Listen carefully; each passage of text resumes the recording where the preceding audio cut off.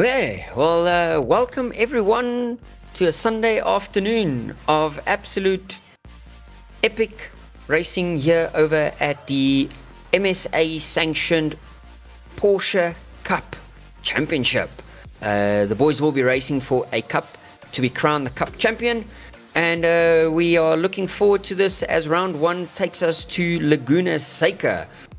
Supposed to be on my side in the com box is Stephen Koenig, but he's away on date night. So yeah, if we have a look, we are here on round one at Laguna Seca. Then round two we go to Imola.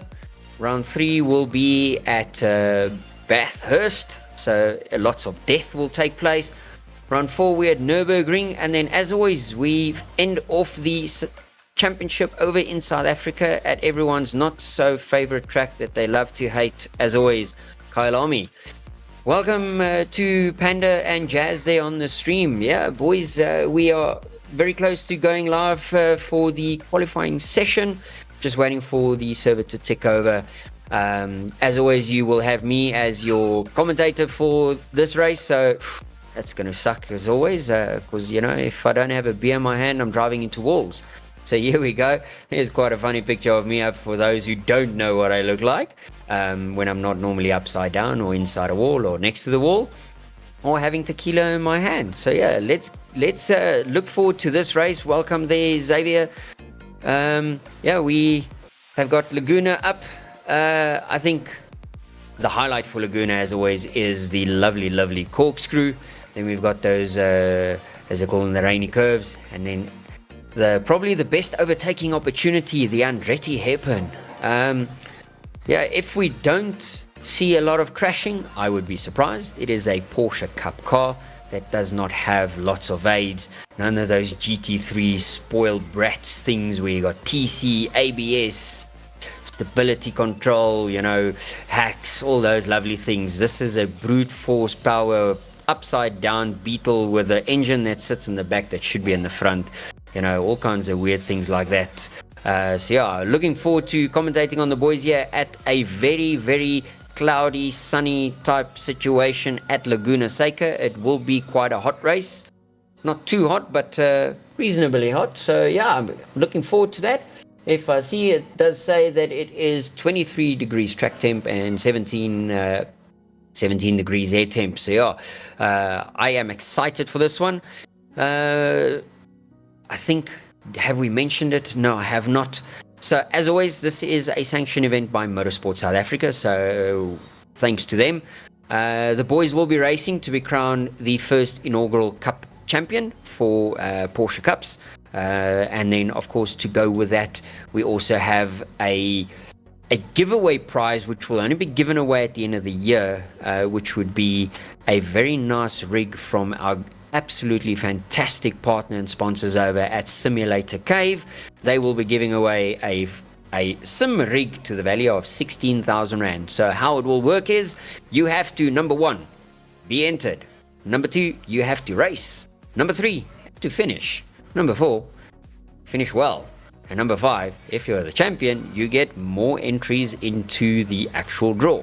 So yeah, so that's our main sponsor there. And then, of course, thank you to Flick Floy and was it ALMS, who hosts our servers. They changed their name, so I need to just get used to that. And then, of course, our broadcasting brought to you by the Genesis Extreme team. They're doing all these fancy things in the background. So yeah, it is quite cool. So yeah, round 1 of 5, we've got a 40-minute race coming up. Boys are currently into the qualifying session with about 8 minutes to go. They haven't set any times yet, so keeping an eye on that. There will be some lovely stewarding after the race. If someone wants to throw a bit of fists at one another, then of course there will be a nice little custom trophy for the champion that gets crowned. And then we'll talk a bit of smack to the top 3 after the race. So yeah, I am super excited. I do not have a beer, so there will be no beer in this broadcast today. I see over in the grandstands we've got quite a few of the boys visiting. And do we have a lady? No lady. Oh yes, I think so. Might be. Jason Varmer is going to be. He's got some fans there in the stands. That's going to be gooing millies. LC Hubert that's there, and then of course Robin Williams, which is there as well. So yeah, lekker boys, getting ready, getting excited. Oof, this track is an absolute fantastic circuit. I absolutely love this track. Cannot get enough of it. The boys hate it because I love it. Not that I do well on it, but I do tend to crash here a lot because the walls are so close. But it is one of those circuits that is just absolutely awesome. As we jump over into qualifying, I think the first flying laps is probably about to come through for us over here.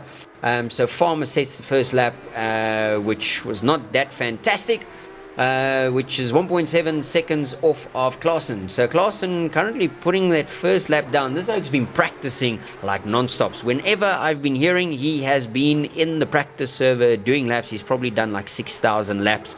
I think he's channeling his Ino D Norkia that, the oak does laps for days and days on end.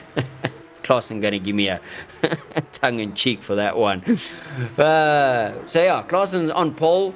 Bago, or aka Jay Grobler, in P2, 0.5 off the pace. Then you've got Terence Ferreira in P3, 1.1 off the pace. Then Theo, Governor Sammy with Farmer. Then we've got Stein, Baird, the Wayne Ferreira, which is supposedly the better Ferreira of the two Ferreiras. Then you've got Jude, Mr. Botha, then De Jager, Brewers, Hannes, Rodriguez, Van de Venter, or Van Deventer. I always forget how to what that is. I always need to ask him. Van de Venter, there we go, we'll go with that. Mr. Gutierrez, and then Brandon Kruger, Henry Platt, and then of course we got Veronos here, and Anthony Wilson, Bezuidenhout, and Mr. Versace. So yeah, as the boys are busy putting down their second laps, that's quite a feisty skin there from the Griffiths boys. We're on board here with Bago. Let's see what Bago does. I love this corner going 3-0. Whoa, watch out for that sausage that is just laying and waiting for you to give it a lick. That's going to send you to the wall. Bago goes in while he's one of the drivers just gets out of his way over there. And then he's going to cross the line. Is this going to be any quicker? And Bago goes a little bit. Then we're on board with Mr. Blich Note in his pink Porsche Cup.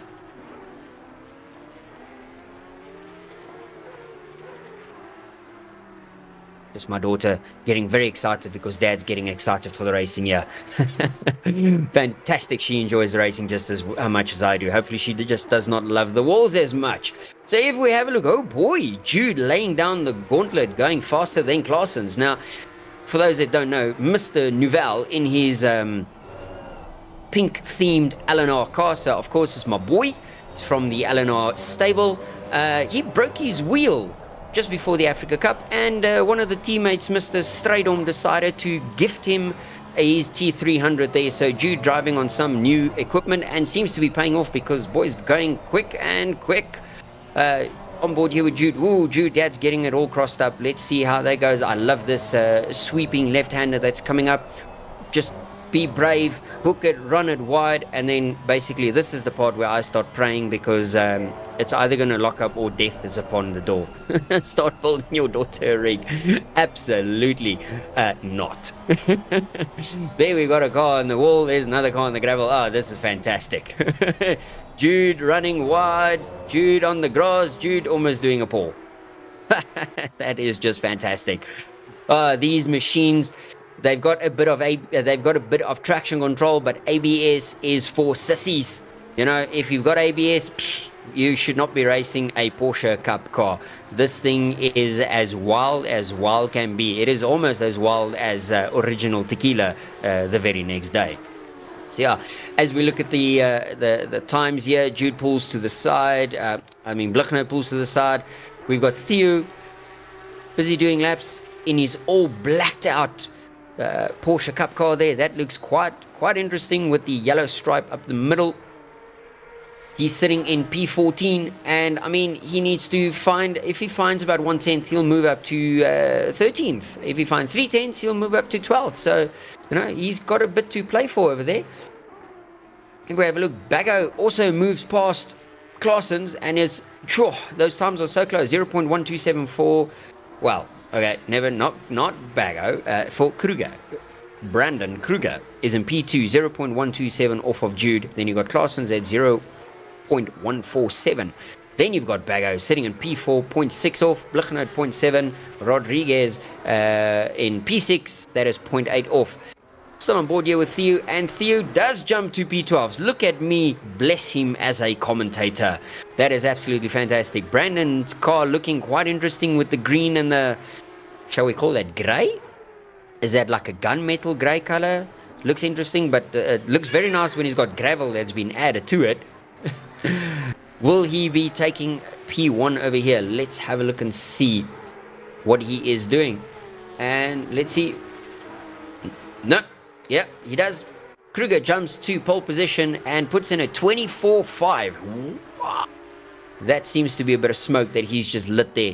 That he is on fire. Mordre in P3 in that epically cool looking freaking Pandacity racing car. I mean, their skins always look so cool with the Pandas looking extremely upset.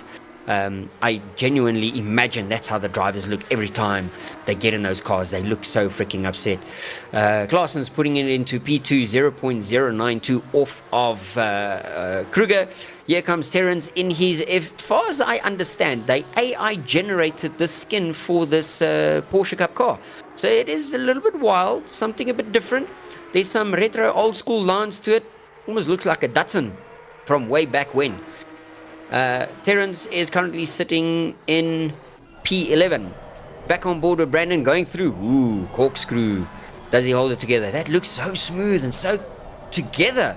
Man, no wonder we're always slower than Brandon. Brandon just looking like he's absolutely fire going through the corkscrew. Let's have a look here. Brandon coming through. Here comes we watching. Through goes Bago. Yeah, Bago just looking just as smooth. Yeah, no, I think we're starting to understand why these boys are all so quick and the rest of us is all so slow. But Bago is on fire. Coming through the second last corner there. Hugging the inside. Taking nice little exit curb there. And dives into the final corner. Quali time has run out. So these will be everyone's last laps to be counted. Does Bago go any quicker? Let's see. Yeah. Bago goes pole position, clutch drive right there from Bago, 0.053 up. Then we got Brandon in second. Oh boy, will Brandon be faster? That'll be the question. Kruger sitting in second. Claessen's already in the pits. Nouvel's in the pits. Blichner is still on a lap. So it is all up to Brandon here to see if he can outmaneuver Bago with a win. For pole position here for the first round here of the LNR MSA Porsche Cup. That is a freaking mouthful to say, but yeah. Let's see. He comes up to the corkscrew, goes through the corkscrew, looks smooth. Is it fast though? Coming through that sweeping left-hander. It's looking clean. Comes up. Let's see how he does through the right-hander. He's got to be perfection. Oh, he doesn't take a bit of gravel, so that might have gained him some time that he lost out on his previous flying lap. Comes through the last corner. We're holding bated breath. Will Kruger do it? Will he not? And Kruger does it by half a second. 23.9. Holy smokes. Yeah. Brandon Kruger just laid down the freaking law right there, ladies and gentlemen. Holy crap. Hannes, good luck, my dude. You're supposed to be in the race. Stop focusing on the stream, jump in the race, and absolutely enjoy the race. Don't die. Be cool. Have a jaw, is all we can say. The boys are sitting in the grid, so obviously we have that, like, it's a 2-minute waiting period for them to go around and do their full formation lap. So boys are jumping out the car, getting a drink, getting a beer, getting some tequila. Jude will be putting on new tires on that Porsche Cup. Terrence will be hoping that Terrence, good news, you don't have to do pit stops. So there's no need for drive-throughs, because Terrence is our resident drive-through of the day. So here we go, track walk. Brandon is P1. Then we have Bago on P2. Okay, now I need to just see who's on P3. My whole screen decided to go black on my game side. It's fun. So Pandacity, so that must be Claessen's. Then it's Jude. Then it is Blichnout, as far as I know. Then it is Mr. Rodriguez.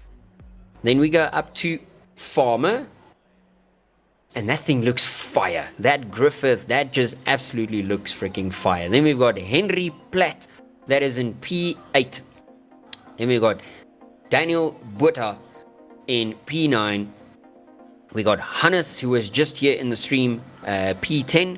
He normally drives for the Pace Motorsport boys. Then we've got Terence in the Player One racing car.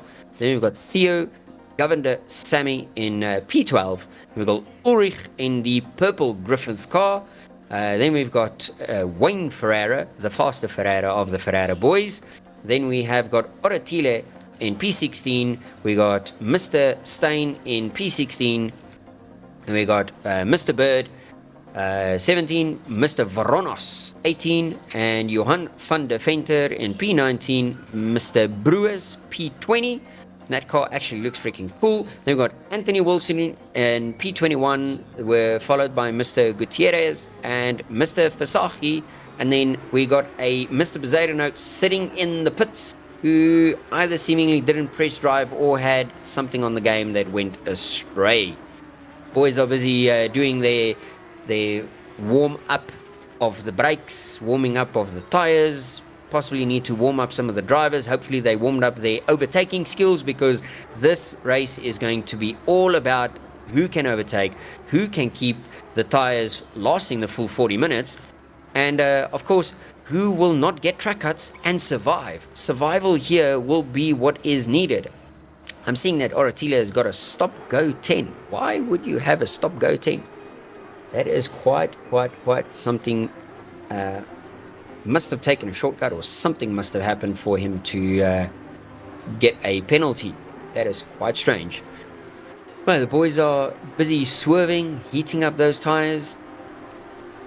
We are getting ready. I'm super excited. Let me just see here. I see someone is mentioning something here in the background. Let's just have a look and see what they are saying. I see someone has asked me as well, how does someone already have a penalty? I have no idea how they received a penalty. That is quite absolutely being strange. Let me see if we can I don't know how to remove this. We're back on that again. How to remove a penalty. Let me just ask here.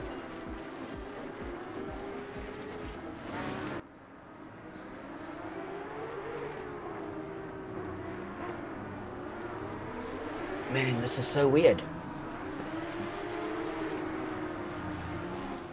Yeah, I am unable to clear this, unable to clear away his penalty. That is so strange.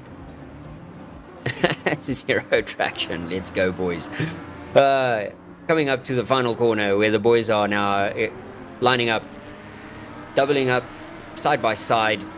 Things are going to start cooking in the next couple of seconds.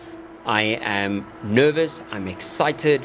We are waiting for the lights to go green, and we are go. Wayne unfortunately was out of position, got himself a little drive through for being overzealous, and we are almost went 3 wide into turn 1. Kruger makes that. Someone ran wide. Let's see, there's a bit of argy. Boys are making through turn 1, which is nice to see. So turn 1 was clean.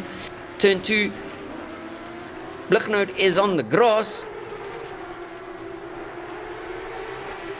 Wow, this is freaking scary as heck to see what these boys are doing. I actually don't even know what to say, where to go. So Bago dropped. So Bago was the one. Oh, there we go. Henry Platt runs off the track there. Bago sitting in, seems to be P5 at this stage after running wide. Rodriguez is in P4 in the Pandacity car. Then you have got Jude that's just ahead of him. So let's see. First time everyone goes into the corkscrew. Are we going through? So 1 and 2 is through. 3, 4, 5, 6 seems to be clear. There seems to have been, there's a bit of argy-bargy in the background. I see some yellow cars flipping about there far in the back, but that's all good. Let's get them going. this is looking freaking fantastic. And Claessens puts a hefty move on Kruger. Kruger is not going to be happy with that one. That's going to be a bit of someone's going to be visiting the stewarding room after the race for that one. That was a bit argy-bargy right there. Let's see if Kruger can compose himself to be able to get back on top of Claessen, because Claessen, I think, has figured out he needs to get to the front and he needs to try and get away, because Brandon showed his absolute class in qualifying and he was just way faster than everyone. Jude's sitting pretty there in P3, so he's just watching the boys there, hopefully. So I see Ferreira, Wayne is serving his drive-through. De Jager's in the pits, seemingly for repairs. Bago's sitting in P5 behind Rodriguez. He's looking to see if he can't make a move on him. Let's see. Is he close enough? He is not close enough as yet. How will they go through the sweep? Oh, Rodriguez runs a bit wide. That should give Bago a bit of an opportunity into the corkscrew. Will he be brave? Oh, not brave.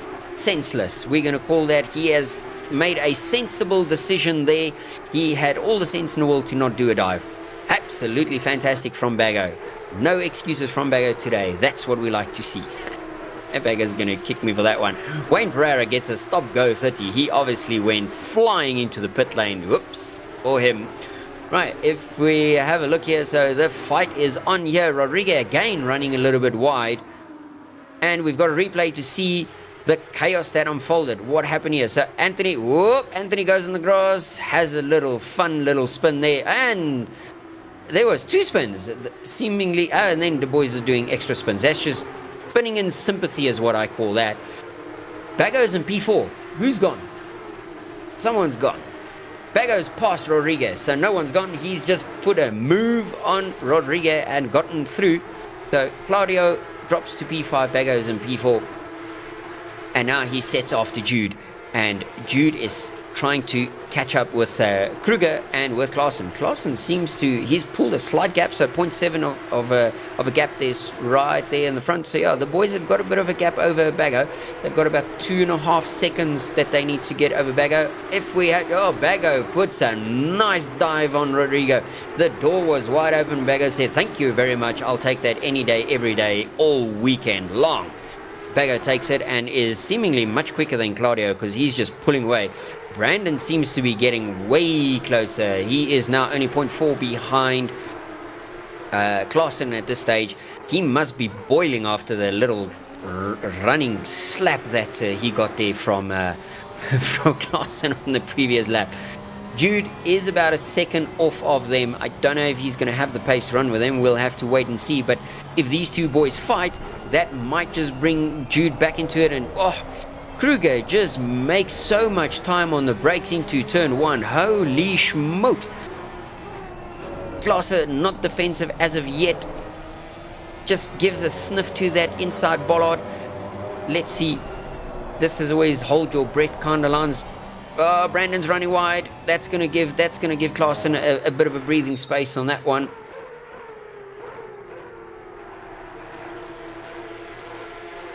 All that work gone. That seemingly has kind of brought Jude a little bit closer. So Jude's getting a bit more slipstream, so that's going to help him. I see Oratile got a disqualification for flying into the pits. That's not good. Wayne is down to a stop-go 30 still. He needs to make sure that he serves that. So Brandon getting closer to Claessen's once again after running wide and dropping those few tenths to him. Let's see. Getting all excited for what these boys are going to get up to. I see the field is spreading out quite quickly here. So this Porsche Cup car obviously is showing that it is not easy to be dealing with. Terrence in 14th, and Terrence is fighting with Mr. Baird that is ahead of him. Interesting scheme that he's gone with. Let's see what Terrence can do. So his brother obviously did what Terrence normally does. He got he first got a DT and then he got a stop-go 30. So he's inspecting the pits as always. That is Terrence. Bird's running wide. That should give Terrence a nice little run. Will Terrence cut to the inside? This is going to be close. Bird goes defensive. Does he? He's hold the line, but he's left the gap wide open. And he jumps in. Stevie's back home. we can always tell him to come jump into the chat here, and he can always come join us. Let's do that. Then I don't have to solo this all the way. Let me just tell him, you can join us. Replay, we are seeing what happens here. Who has a spin? Oh, typical wheel on the grass. And hits the wall. That looks like one very, very broken Porsche Cup car over there. Back live, and we've got Brandon that is all over Claessens.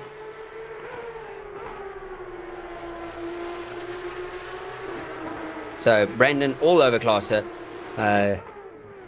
Oh no! Brandon punts Klaassen.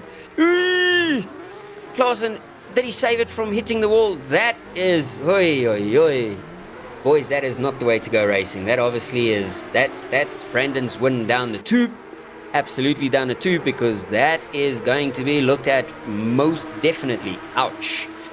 Klaassen is in 7th. The front end does look like it has survived, so he did not hit the wall, so he lives to fight on and try and get a recovery. Yeah, oops, ish. Yep, boys, all of those connotations.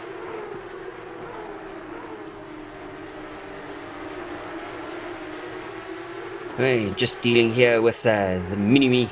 She's decided she wants to join the racing crew here. So Brandon's going to run away in the front, but that might be a short-lived victory for him.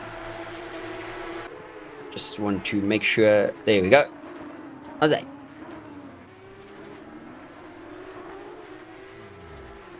Yay. Oh, there goes another spin. Another one. Who was that? I could not see the car number there. Okay.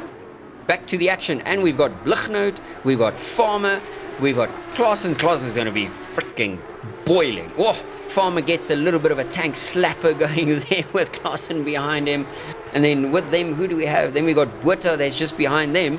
Oh boy. Brandon running away in the front. Then we've got, the boys are having a look, and Klaassen almost got a 2 in a row up the backside over there. Luckily, Buerta jumps out the way, and in the background, someone hits the wall. Oh man, these Porsches are freaking scary with all of their no aids like GT3 cars. We knew this was going to be a challenge, and we were so excited for this racing, because this is like, this tests your metal. Let's have a look. Claessen's is having a look at Farmer. Farmer is fighting for his life to stay alive here. And on the replay, we see Bago goes down the inside of Jude at the corkscrew, takes a bit of a sneaky line over the AstroTurf, and takes P2 from Jude. Jude's going to have to drive a bit harder if he wants to get that P2 back. Oh, Farmer hits the bollard, runs off. Klaassen says, thank you very much. Farmer keeps it out of the wall. Nice save there from Farmer. He lives to fight again.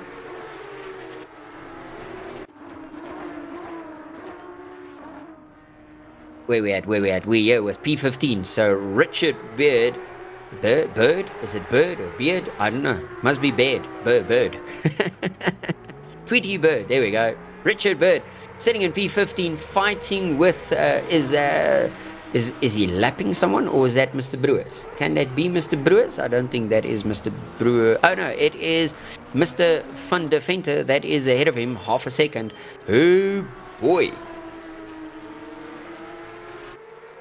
So Johan is a good friend. So Johan, you better be battling. You better be defending. You need to keep that Richard at bay. Richard's about half a second off of Van der Venter over there, so he needs to just he needs to get a bit of a hurry up if he wants to be able to make a move. Boys are taking some nice lines. These Porsches look awesome. They sound freaking fantastic. Oh, Johan takes a bit of a deep line there. Richard takes a shallower line and does seemingly to be able to pull a little bit closer on Johan. Van der Venter is going to be sweating bullets very shortly, because Mr. Bird is going to be all over him.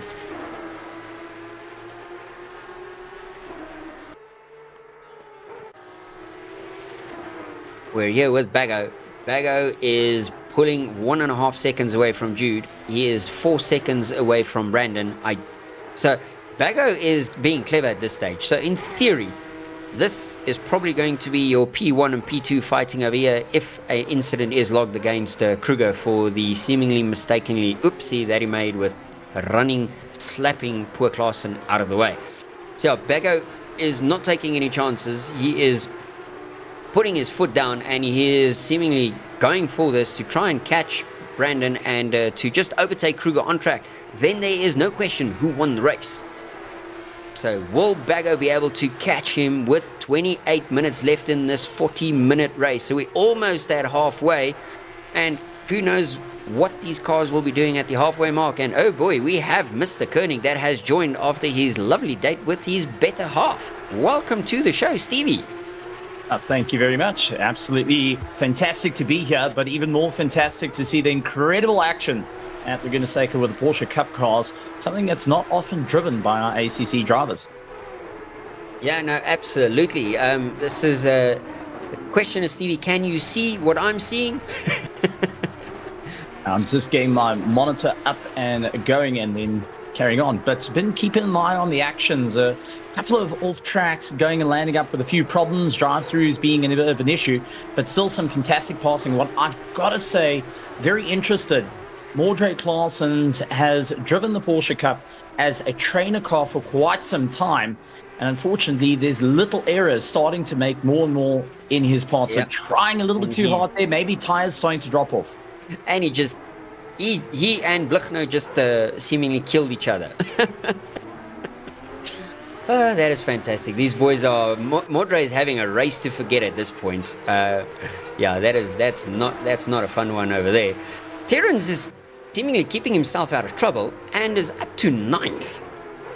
Ooh, gets a bit of a wiggle there.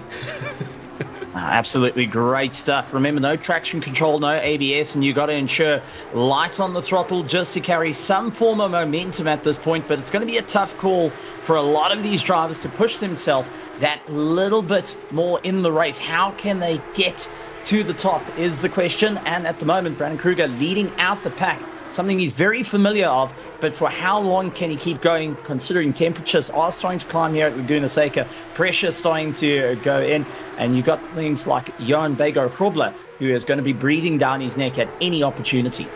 And then you also missed, poor Brandon gave Mordre, he gave Klaassen a kiss of death at the final corner and sent him to the wall. Whoa, Terrence just takes out, see on the replay here, that was Klaassen. So Theo and Terrence gets together, and then we've got the replay with Klaassen and Blichnout. Oh, Klaassen just tank slapper, and Blichnout was seemingly just a passenger in that one. That sucks for Klaassen. But yeah, so Brandon took out Klaassen early in the race. Klaassen did a move on Brandon, which was quite aggressive on the first lap. So yeah, some interesting things. So Kruger might not be the official winner of the race.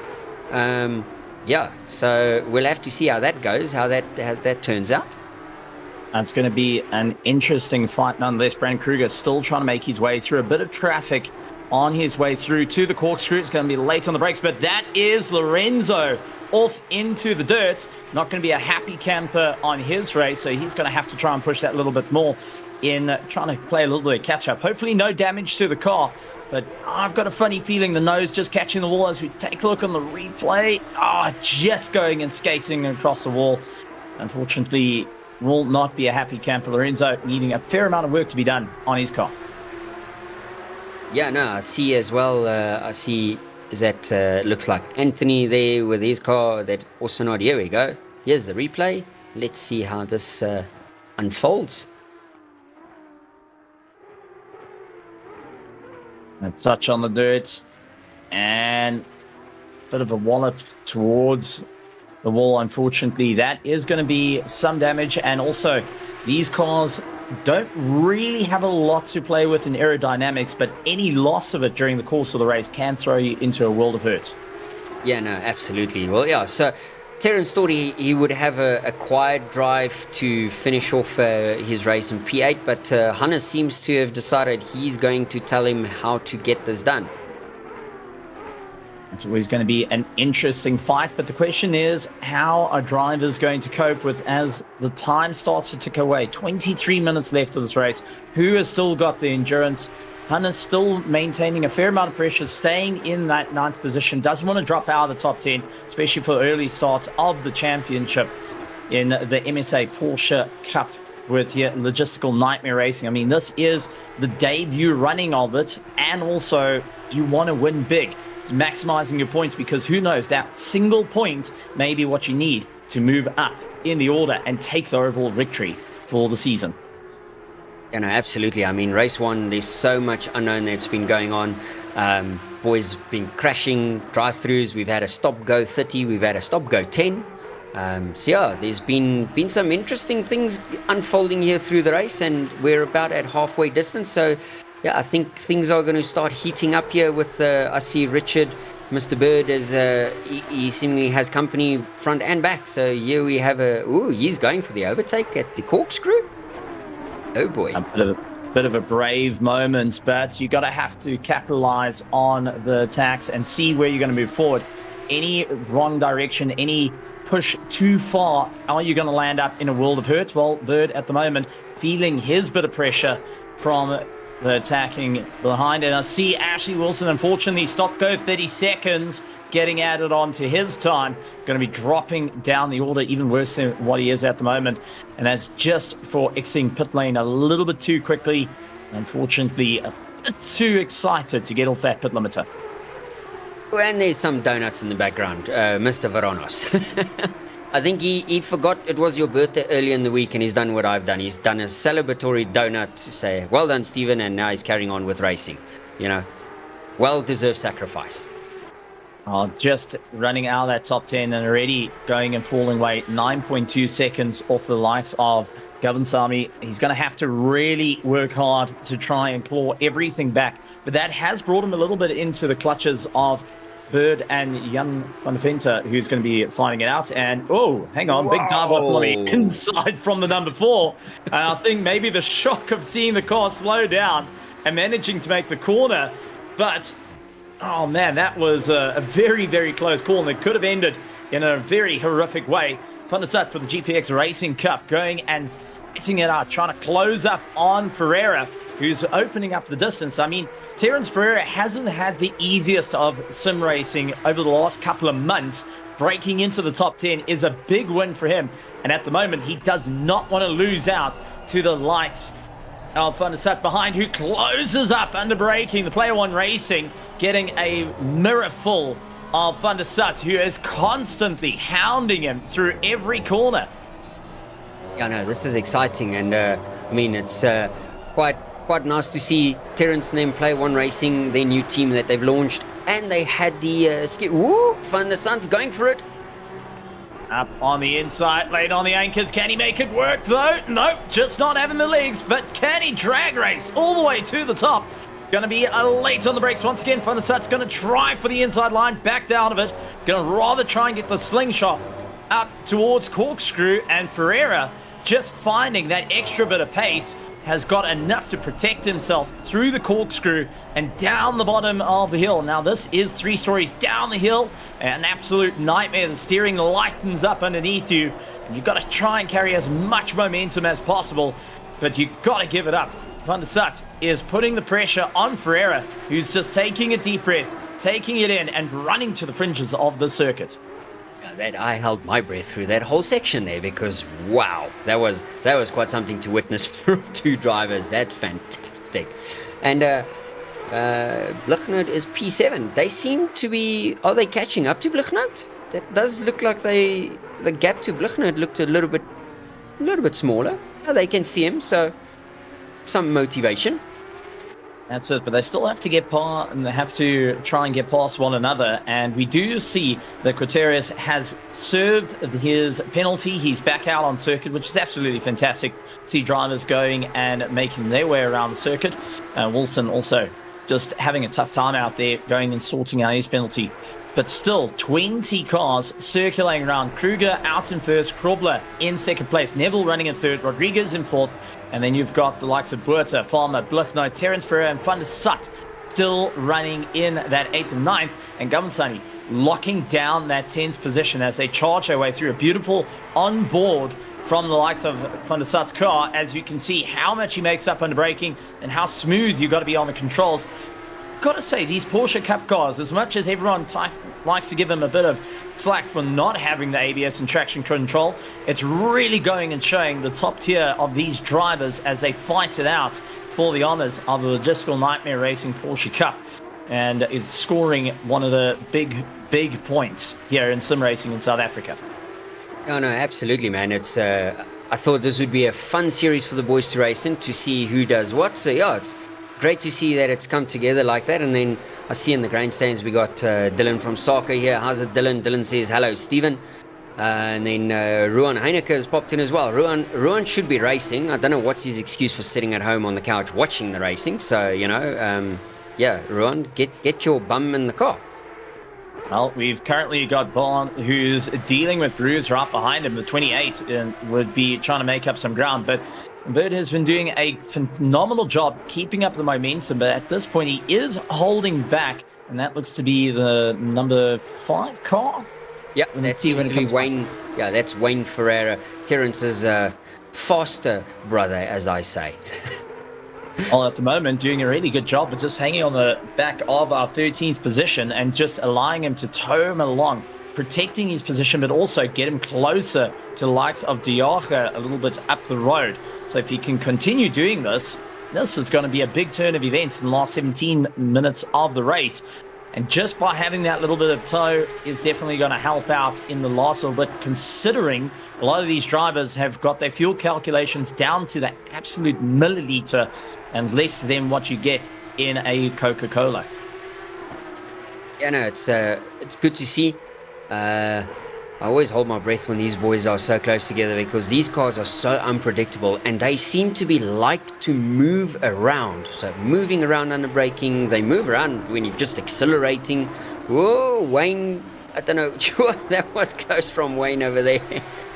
Well, Wayne's about to get a whole face full, and that looks to be our leader coming in, slotting his way through. Brandon Kruger just getting a little bit more momentum, and as you said, the car's floating around and requiring a very delicate touch. It's like a simple dance that you may look at and go, well, that's easy to do, but it's more like a ballet, a performance of note, where you're going and working out whether you're on flat foot, on your toes, are you moving around, are going and spinning, are you working with your partner or not? Well, for Brandon Kruger, he just goes and absolutely sends it like a Scud missile into turn 2, because, well, turn 1 is a 15-degree turn angle, and turn 2, he launches on past Bert and now continues on his drive, knowing that Krobler is making up a fair amount of time to him as well. Maybe feeling a little bit more pressure there. Norman's Gaming Driver getting reports in from the team saying you've got to put the hammer down and start breaking away.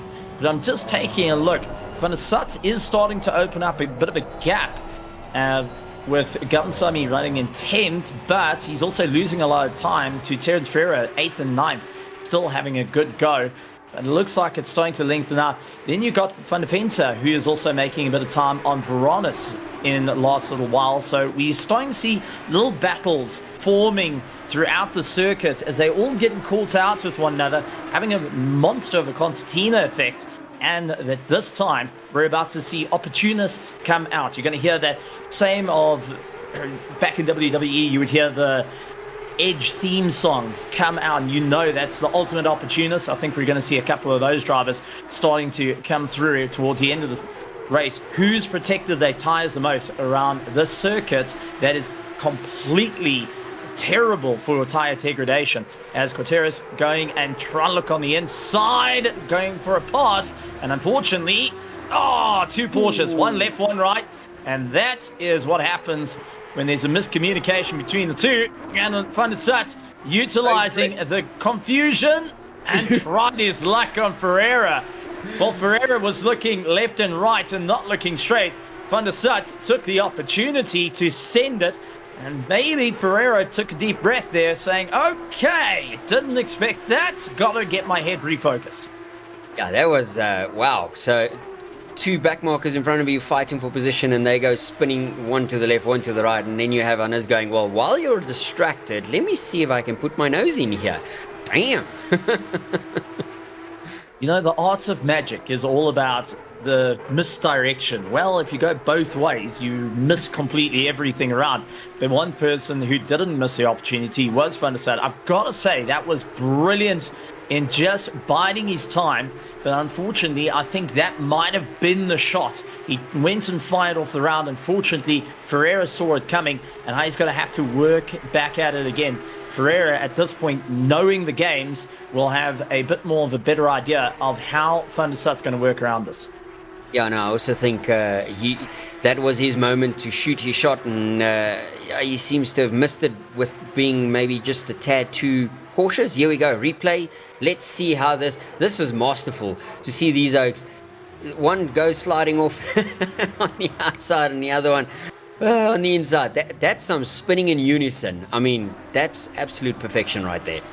Alfasaki on that number 17 car, just going and keeping himself. He was the fortunate one to be out where there's so much runoff and not having too much of an issue. Suddenly having the entire field come by and just seeing his competitor landing up in the wall. So he's going to carry on this one, but the tire's not going to be so happy. Our second place, Jan Bego Krobler, and is being a bit of masterclass at the moment as he charges his way through.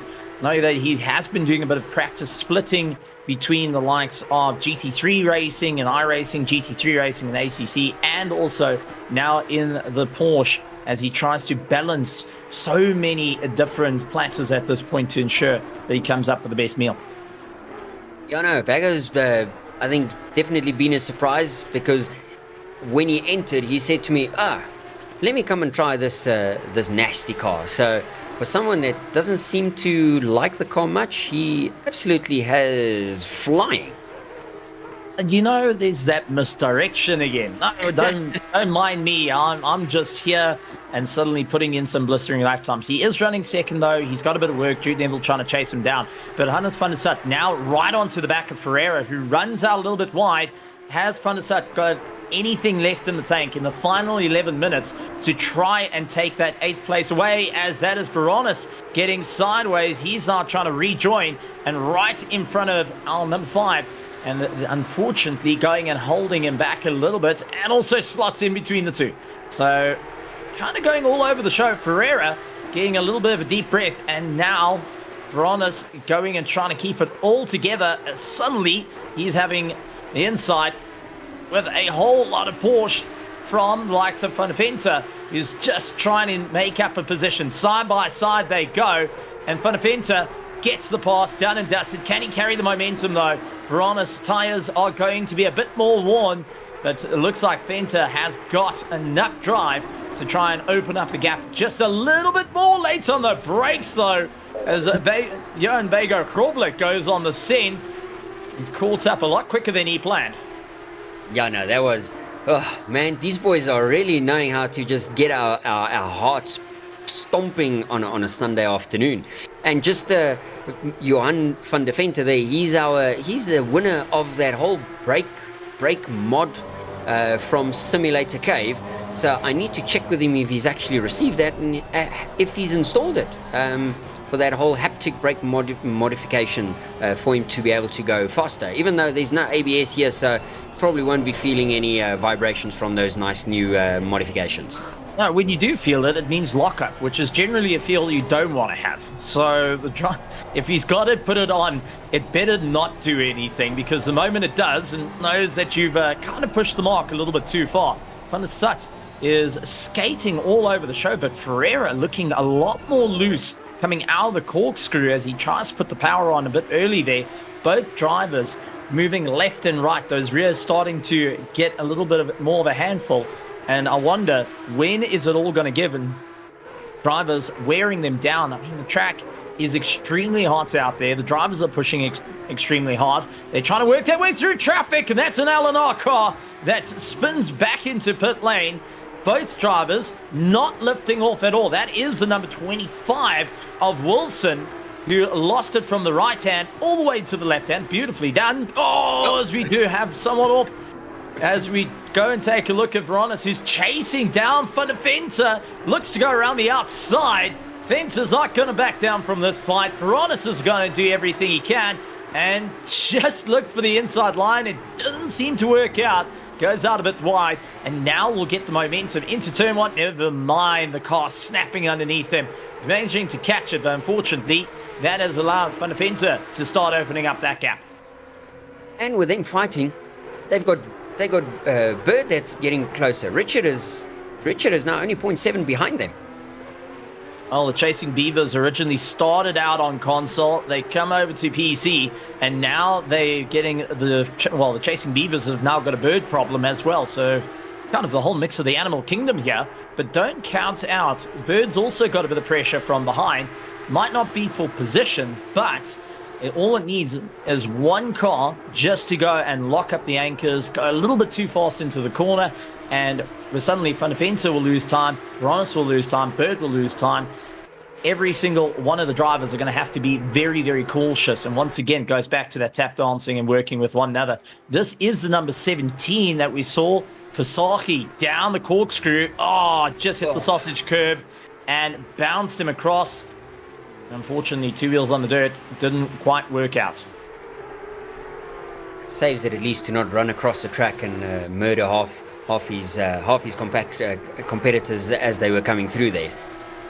Definitely a tough call for our drivers, but now as time starts to tick away and drivers needing to push that little bit harder, makes one person wonder, how long can you keep going at this pace? How long are you willing to push yourself this little bit more? How long have you got left in the tank in the fight? Now it looks like with them pushing, and I assume the tires are no longer in their most prime state. So guys are sneaking in a couple of mistakes. The tails are wagging all over the place. So it's definitely, I think we're in for a cracking last 6 minutes of this race.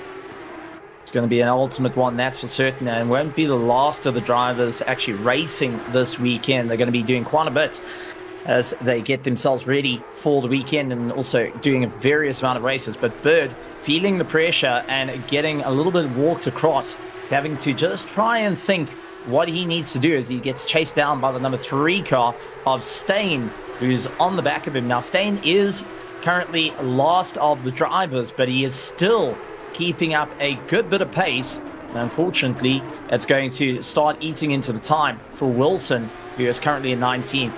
As Veronis getting the drive through, tries to carry a little bit more momentum out of the corkscrew, and now makes his way through. Oh, every time he gets a little bit of momentum, the front just squirrels underneath him, and he's having to play catch up.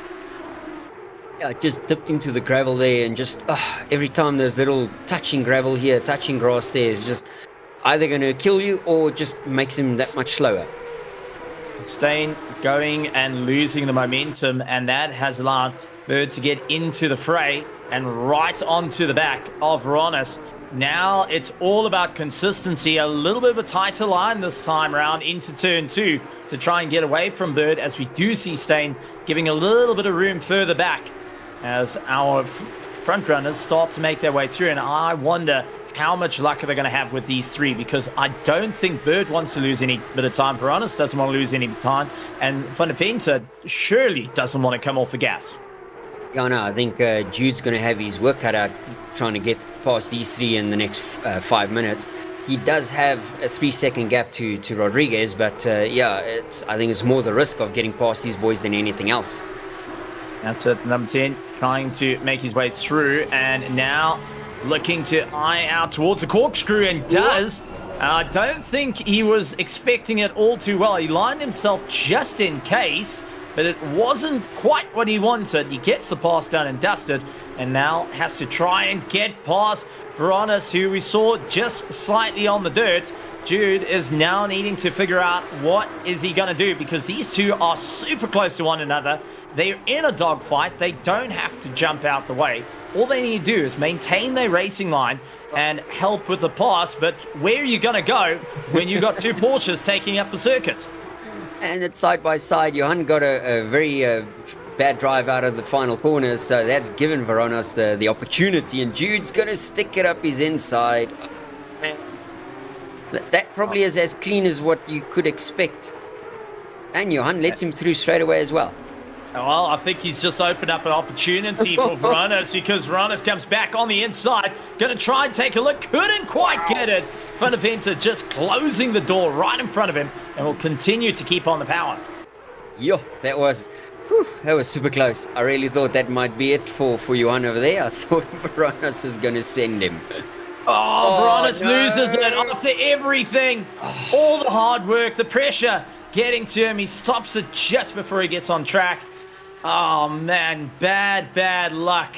Was constantly going at it, constantly fighting, and just a little bit of aero wash, a bit of unluck, and that is that done, dusted, and throws him down into 13th position. Brandon Kruger, though, going and running 26 laps into this race, 2 minutes and 55 seconds to go.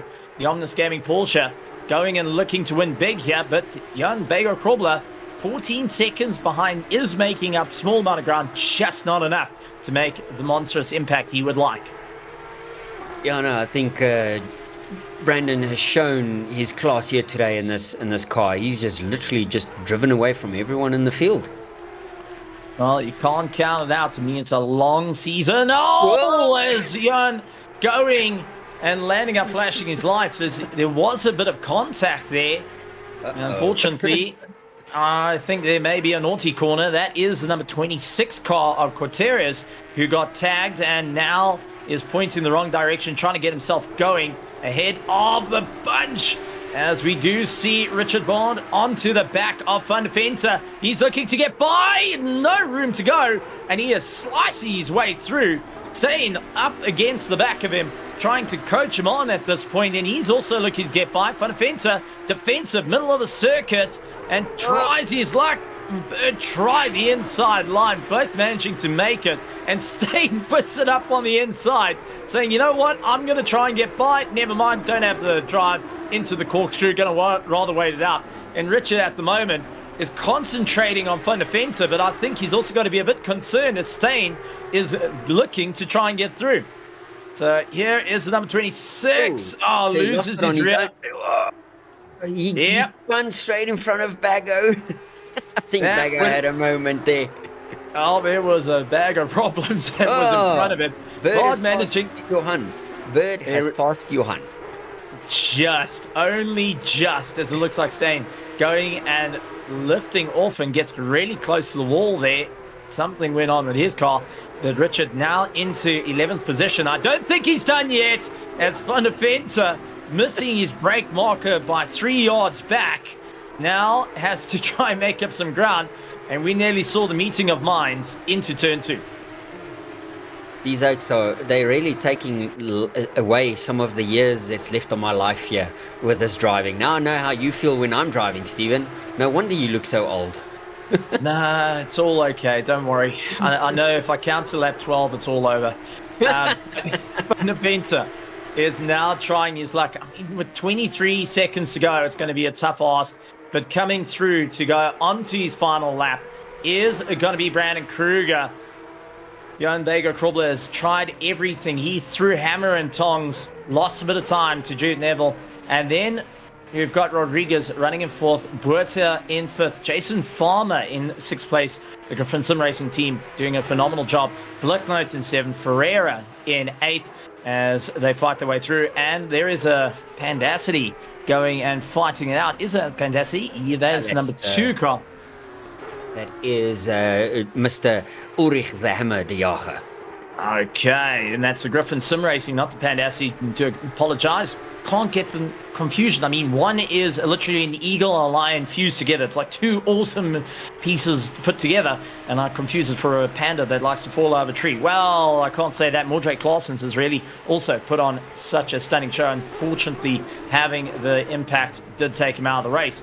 But Brandon Kruger trying to make his way around, as in our top right, we are seeing Bird trying to also carve his way around the circuit after such a phenomenal time. But ladies and gentlemen, boys and girls, I mean, Brandon Kruger, what can we say other than a well done for heading towards the checkered flag? Yeah, no, this was absolutely masterful drive from him. So yeah, he's only put one foot wrong and he survived. So yeah, well done to Brandon for taking race 1 on track and winning it. Absolutely incredible stuff. Taking the debut run of the category of the LNR Porsche Cup. But second place goes to Jan Bego Krobler for a phenomenal drive and also surviving. I think he also had a few years taken off his life during the course of that. Jude Neville will lock out that third place ahead of Rodriguez, with Buerta taking the likes of fifth place ahead of Jason Farmer. Let's summon the boys to the commentary box. See if they will join us and tell us how wonderful they did today. Absolutely incredible stuff, and what a way to kick off the season. All the thrills, the spills, the highs and lows, and Daniel Buerta going to be smiling all the way through. Griffin Sim Racing in sixth place ahead of likes of Blicknote. Terence Ferreira takes eighth place. Van der Sat will take ninth, and with Government Sami locking out that top 10. Vaughn, who's done a phenomenal job, will run in 11th place with Van der Venter in 12th. Vronis, after everything, will go and lock out that 13th position with Bruce in 14th, Ulrich de Jager in 15th, along with Ferreira, Visahi, Wilson, and Stain to round out the pack. Yeah, that was absolutely fantastic, man. Jeez, that was action-packed from start to finish. I did not expect it to be that busy for 40 minutes. The action did not stop until the checkered flag dropped. Well, that's what we come to expect with some amazing action here with the MSA Logistical Nightmare Racing Porsche Cup. And I've got to say, really entertaining cars, entertaining layout, and going to be a very, very tight championship, I think. As much as Kruger got the runaway, I think he's got his hands full coming up shortly. Yeah, I see P3 has jumped into the waiting room there. Hello, Jude. Welcome. Hello. What can we say? Well done on your P3. That was a fantastic drive from you, especially with not really getting lots of practice because you decided to break your base during the week. So, yeah, well done there on your P3, man. That was a fantastic drive from you. Yeah. Qualifying, I think I was happy with. I knew kind of my goal for the race was just to get P3 because I know Bago and I know Kruger and I know they're way faster than me. So got the start. At start, managed to jump Bago into T1. I was like, okay. And then I think I made a few mistakes and Bago got past me again. I was like, okay, let me just relax a bit. And then I think about 15 minutes left. Bago, I saw I was catching up to Bago, so I sort of push again. Had a big spin, and then obviously fell back down a bit. So I was just like, okay, now let's just play safe. Don't try to push too hard. Don't try to be a hero. And yeah, considering the lack of practice, as you said, I mean, I've been without a wheelbase for 2.5 weeks, and I got one yesterday. But I'm pretty happy. Steve, from your side. Incredible drive, Jude. But now going and jumping into a Porsche Cup car, something that's not often driven by many of the drivers. How did you cope with the car? No TC, no ABS, and also difficult conditions out there. A extremely fast field that you had to fight through many of the battles. Yeah, no, I love these cars. I haven't driven them much, but whenever I do drive them, it gives the biggest smile on my face. It's no TC. It's a bit different to drive with, but I'm used to it from some other sims and stuff. And yeah, no, just make sure you keep your rear tire in check. Make sure you don't go over the limit. Really was the only way to kind of guarantee anything. And what's the game plan heading into the rest of the championship? I mean, this is round one. There's still so much to go. Is there any refocus of what you're going to do, little alterations to the car that you think can get a little bit more pace and a little bit more grip out of this insane beast of a 992 Cup car? Yeah, it's actually just more practice, honestly, because I think I've done combined 3 hours, 4 hours total. So just a bit more practice, and then also just adjust the setup a bit. I didn't have much time to tinker with the setup, so just loaded what we had and just hope for the best. That will be the focus for next round. Absolutely great stuff. Anything you'd like to say to all the amazing partners here at Logistical Nightmare Racing that are going and taking a look in, and also to the amazing petrol heads out there viewing in, looking at the racing, going and scratching their heads of who's going to be at the top of the order next time? Just thanks for LNR and all the sponsors who got on board to organize the series, and to MSA for sanctioning it, obviously. And then just thank you to everyone watching it. That lets these guys continue to put money in and put effort into making these events. Awesome stuff. Jude Neville of Logistical Nightmare Racing.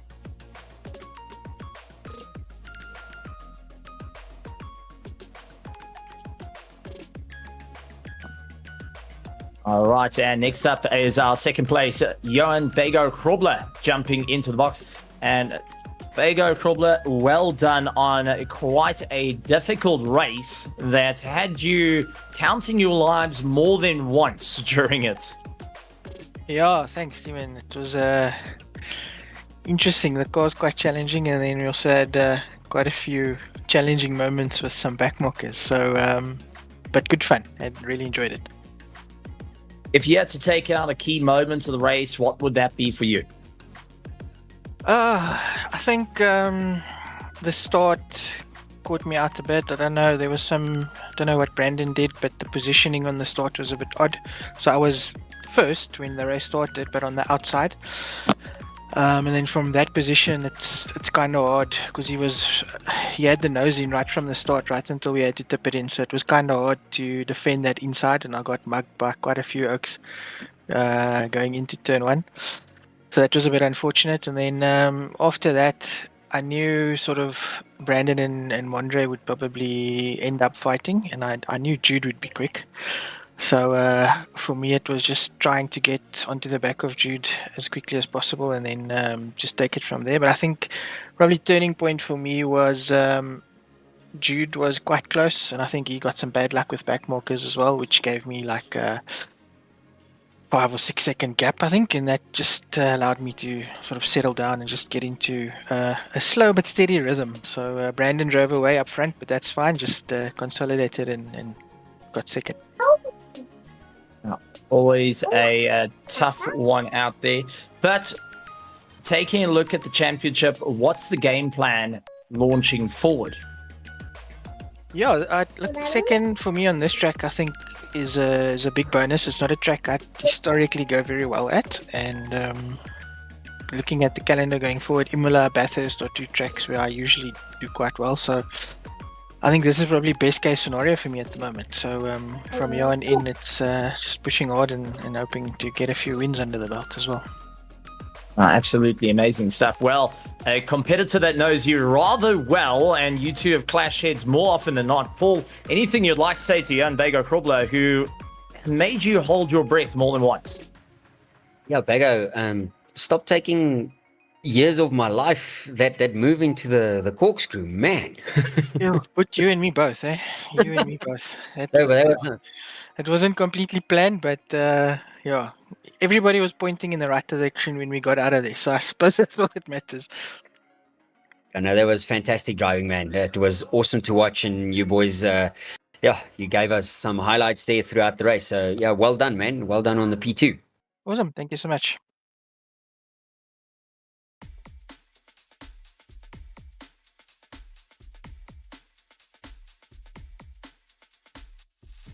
Hello. Hello, Brandon. How are you? How's it? Good, thanks to you. Lekker, man. So well done on your win there. That was, whoa, what a race. Yeah, no, it was really great. I enjoyed it very much. Yeah, so as Stephen would say, was there any moments that stood out for you that made this race absolutely just the race to be in? I think, I'd say the Porsche overall is the reason why you should be in this race. It is such a fun car to drive. The no TC, it just really Like you have to get the car in the swing of things, that slip angle for when you want to go through the corners. Oh, it's just wonderful. So rather not a moment of the race, but the car itself, definitely come join us if you want. Oh, no, awesome. Yeah, man. Look, I have to say, you had a bit of fun there, you and Mordre with each other, and then after that, you kind of just decided to run away, and just gave some of the back markers a bit of a heart attack here or there, and that was kind of your race, and then you brought it home. So yeah, I mean, well done on winning the first race for the Porsche Cup. So now we get ready for the second one that we head on over in a couple of weeks at Imola. Oh, thanks. Yeah, I'm quite keen to race Imola and these things. I have never actually raced this Porsche Cup, but on AC, that Porsche Cup, I used to race on Imola and Laguna Seca. So it's a little bit different, but like a whole lot more fun, and not definitely, obviously, prettier. But yeah, very excited for that race. Yeah, no, absolutely agree. I see the little admin team in the background screaming at us. Remember, he had a bit of a fisticuffs there with Mordre. So, what happened there? Did you miss the brake marker like what I tend to do every single lap, every corner? It's more of I was confused where he would go. At first, it seemed like he would take the inside line, so then I dedicated to the outside. And then he just veered across the road, and then eventually when he started braking, he was braking diagonally. So then I tried my best to avoid him when he went over to the right, and I just unfortunately collided with him at speed. So yeah, I think he was more looking in the mirrors than looking at the brake marker, and that's why our closing speeds were so different. But yeah, it was just unfortunate. Okay, well, let's see how that turns out. Yeah, sad to see Mordre that then after that he had quite a few more incidents with a couple of cars where he got taken out, and not great. But yeah, well done on winning round one, and then excited to see you in 3 weeks' time at Imola. So yeah, thanks for joining us, Brandon, and enjoy the rest of your Sunday afternoon. Thanks, Paul. You too.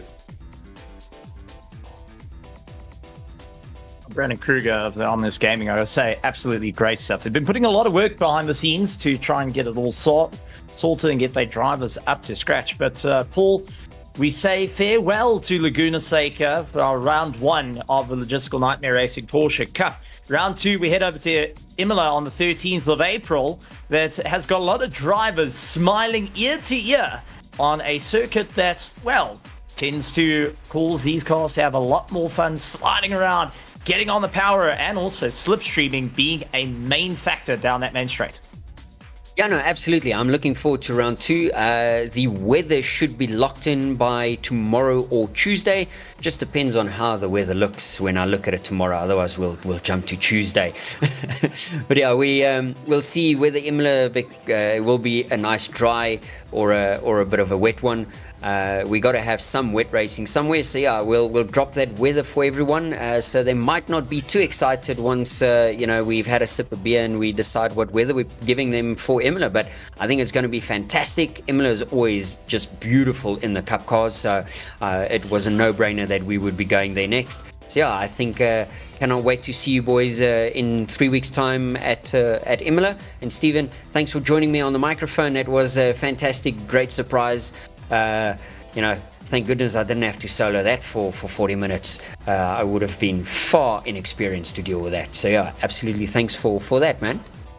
Thank you very much for having me, and a big thank you to all our petrol heads out there viewing in, and thank you for joining us. A big shout out to our partners, Simulator Cave, flickboy.co.za, ALM Solutions, and the production brought to you in professional fashion of Genesis Extreme. Big thank you to all our partners, and also being in association with Motorsport South Africa. It has been a great one. So make sure that you do hit the subscribe button, hit that like icon as well. Let us know your favorite moments of the race, and also get signed up. There is plenty of space to come in and join in with the amazing action out here in Logistical Nightmare Racing, especially in the Porsche Cup, and see if you have what it takes to be at the top of the order. Awesome. Well, thanks very much, Stephen, and then see everyone out there in 3 weeks' time. Cheerio.